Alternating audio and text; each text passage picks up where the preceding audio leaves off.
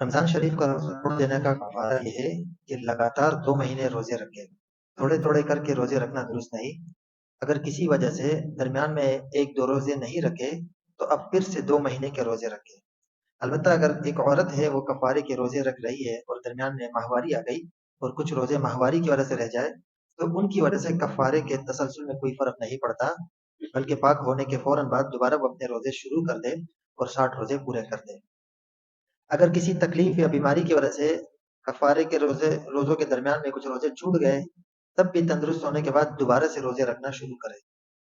اسی طرح اگر کفارے کے روزے کے دوران رمضان کا مہینہ آ گیا تب بھی کفارہ صحیح نہیں ہوا، بلکہ اب عید کے بعد دوبارہ سے 2 مہینے لگاتار روزے رکھے گا۔ اگر کسی کو روزہ رکھنے کی طاقت نہیں، بیماری ہے یا بہت زیادہ کمزوری ہے،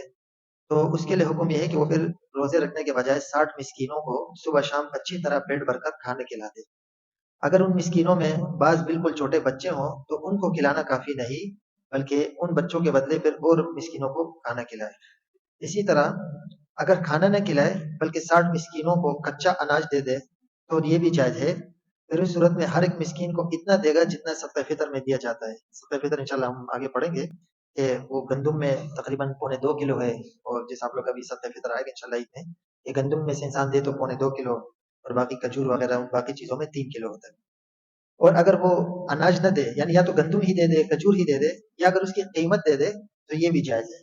اور اگر کسی اور سے کہہ دے کہ تم میری طرف سے کفارہ ادا کرنے کے لیے 60 مسکینوں کو کھانا کھلا دو، اور پھر اس نے اس آدمی کی طرف سے کھلا دیا یا کچا اناج دے دیا، مطلب گندم دے دیا، کھجور دے دی یا پیسے دے دیے،